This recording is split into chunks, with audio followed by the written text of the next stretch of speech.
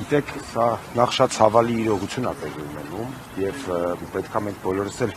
հստակ փաստենք, որ այս ամենը տեղի չէր ունենա, եթե Նիկոլ Փաշինյանի հերթական սադրանքը չլիներ,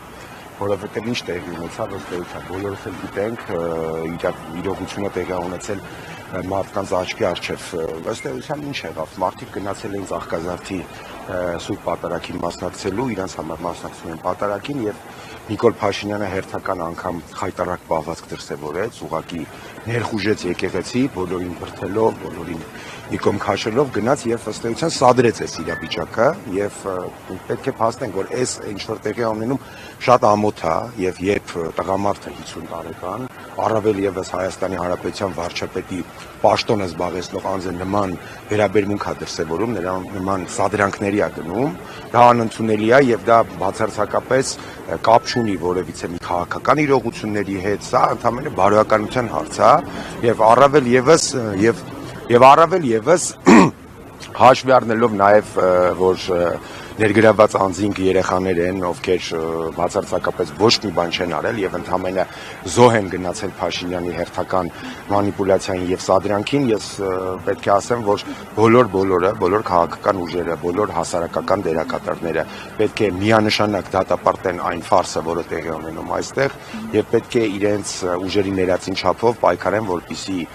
կալանք չտրվի երիտասարդներին, որպեսզի նրանք կարողանան շարունակել իրենց կյանքը, բիծ եւ հետք չմնա նրանց կենսագրության վրա եւ եւս մեկ անգամ բոլորը պետք է շեշտեն, որ սա ընդհանրապես Փաշինյանի հերթական շոուն է, Փաշինյանի հերթական սադրանքն է, որին մենք ականատես ենք եղել նախկինում եւ ցավոք սրտի, քանի դեռ այս մարդիկ իշխանության են, մենք ականատես ենք լինելու միջև վերջ, միջև այս մարդկանց իշխանության մնալը։ Ուզարկությամբ որևէ փաստ հիմք չեն հայտնաբերել, որպեսզի թեկուզ զորով այսպես հնարովի կապեն Գևորգ Գևորգյանի հետ։ Ամեն դեպքում Գևորգ Գևորգյանը այդ եկեղեցու հավատացյալներից է, ես էլ այդ եկեղեցու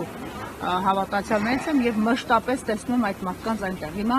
իրար հետ կապ չունեցող մարդկանց միևնույն է նույն մեղադրանքը, որով որ հոդվածը, որով վերման են ենթարկել, դրանով փաստորեն մեղադրանք առաջադրեցին։ Ինչ եք կարծում, կկարողանան ի վերջո սրդատարանում անցկացնել այս մեղադրանքը, չկա որևէ փաստական հանգամանք տվյալ։ Գիտեք, մի կողմից դուք ճիշտ նշեցիք, որևիցե մի փաստ գոյություն չունի եւ ըստ էության համ Գևորգյանը, համ երիտասարդները միասին ուղղակի չէին, եկել էին եկեղեցի, բոլորը ինչպես հարյուրավոր մարդիկ, հիմա կարելի է նույն հաջողությամբ ասել, որ եկեղեցու մնացած հավատացյալներն էին Գևորգյանի հետ, բայց փաստը մնում է փաստ։ Գևորգյանը անձամբ ոչինչ չի արել, տեսախցիկների առջև հստակ էր որ ուղղակի այնտեղ կանգնած է, իսկ ինչ վերաբերում է երիտասարդներին, գիտեք ոնց, ես չեմ ընդունի երբեք ու իմ կարծիքով ոչ մի բանական եւ ողջամիտ մարդ չի ընդունի, որ այս երիտասարդները ինչ որ հատուկ եկել էին եկեղեցի, որպեսզի Փաշինյանի դեմ ինչ որ բռնություն գործածեին, առավել եւս որ այսպես ասած Փաշինյանի սա հերթական այցը չէր եկեղեցի, նա ուղղակի ընդհանրապես անցնում էր այդտեղով մտավ բնական է սադրանքի նպատակով, որովհետև ամենասկզբում դուք հիշում եք, նա մոտիկացավ, տեսավ, որ մտնելու տեղ չկա, հավատացյալները շատ են, բոլոր նորմալ մարդիկ ինչ կանեին, կկանգնեին, իրենց համար պատարագը կլսեին, կաղոթեին, թողեին, կգնային։ Իսկ ինչ արեց Փաշինյանը իր շքախմբով, անվտանգության աշխատակիցներով, մարդկանց բրդելով շարժվեց առաջ, բնականաբար տաղաճություն եւ խանգարեց պատարագը, այսպես ասած, դե մարդիկ էլ բնականաբար իրենց կարծիքը արտահայտեցին, նորմալ է որ արտահայտեցին, Փաշինյանի փոխարեն ով էլ լիներ եւ նման պահված ցուցաբերեր եկեղեցում, պարզ է, որ դրանից բխելու էր մարդկանց անհամաձայնությունը, դժգոհությունը։ Հիմա ինչ վերաբերվում է նրան, որ արդյոք նրանք կկարողանան դատարանում այս ամենը հաստատել, ճիշտ է, փաստեր չկան, բայց հաշվի առնելով Նիկոլ Փաշինյանի օրոք դատական համակարգի վիճակը եւ հաշվի առնելով, որ ըստ էության Հայաստանում այսօր չկա արդարադատություն, այլ կա ընդհանրապես մեկ մարդու պահանջ եւ մեկ մարդու որոշումների ընդունում, ես կարծում եմ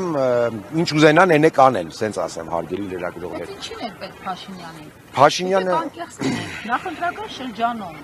երկու աշակերտի, այն էլ բախները չբերեց, համ բժշկի ընտանիք էր։ Մյուս կողմից այդքան լուրջ առաջադիմությամբ փայլող երեխաներ երկու դպրոցում եւ երեխաների ընկերներն էին նույնիսկ,